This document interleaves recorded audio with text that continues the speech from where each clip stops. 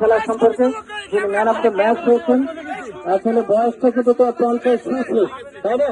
কিন্তু খেলা অসংখ্য ভালো খেলেছেন, আমাদের কামরুজ্জামান স্যার, কামরু নিয়ে এবং অসংখ্য খেলেছেন। আমরা আসলে অভিনন্দন জানাচ্ছি।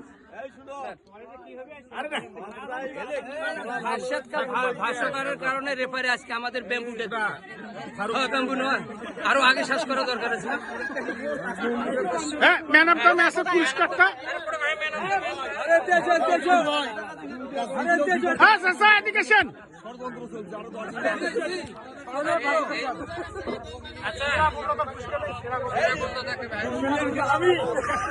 আমি অ্যাসেস করে দিচ্ছি সেটা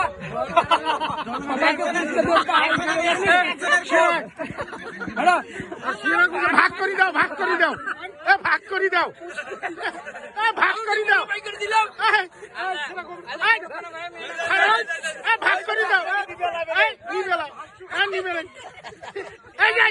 ভালো। এটা কি হলো? আমরা কি করবো এখন? আমরা সেরকম না যে কাজটা করলেন এটা কি আপনি ঠিক করলেন? পুরস্কার তো দেবে না, পুরস্কার ছিনিয়ে নিতে হবে।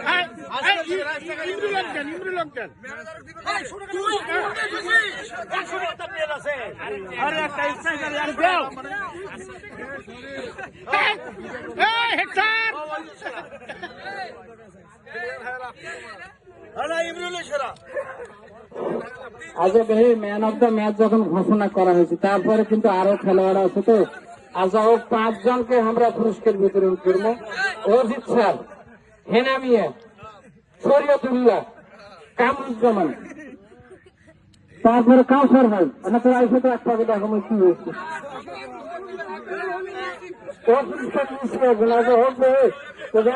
ইনশাল্লাহ আপনাদের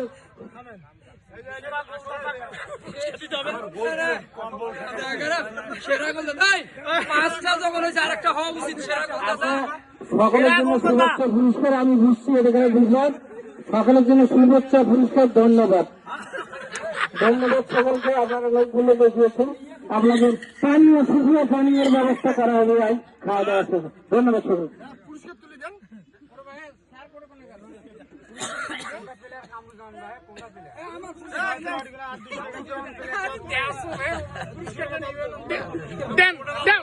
তোরা 200 টাকা দাও, দাও আর 200 টাকা দাও, ক্লাস করে দাও।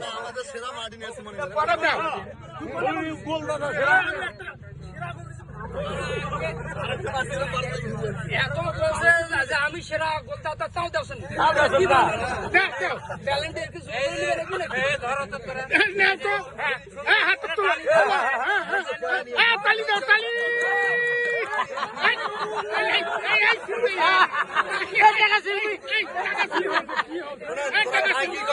গাড়ি দিয়েছে মাসুদ ভাই।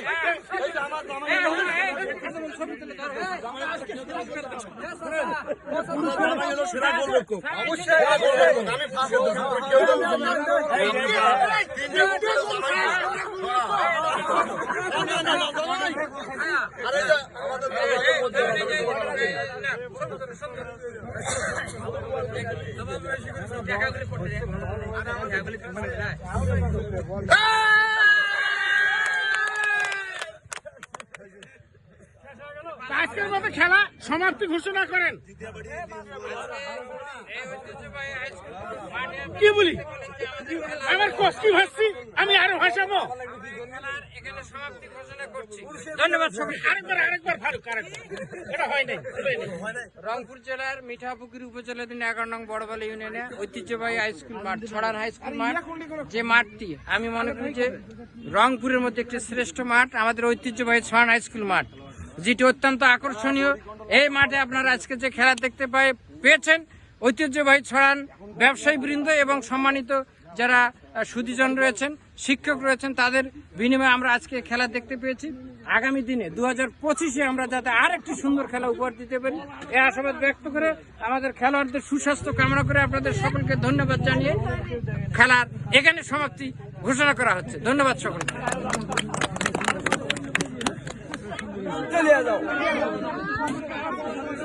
সুস্বাস্থ্যবান ছেলেগুলো চিকিৎসা দাও।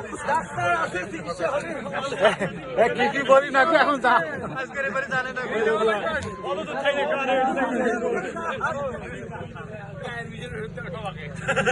আমাদের গোলকিপার ম্যাচ ফিক্সিং করছে, কেউ জানে না আমাদের গোলকিপার গোল ঠিক লাগছে। আচ্ছা আচ্ছা, তুমি কি মনে করো যে আসলে কি ফিক্সিং হয়েছে ম্যাচ?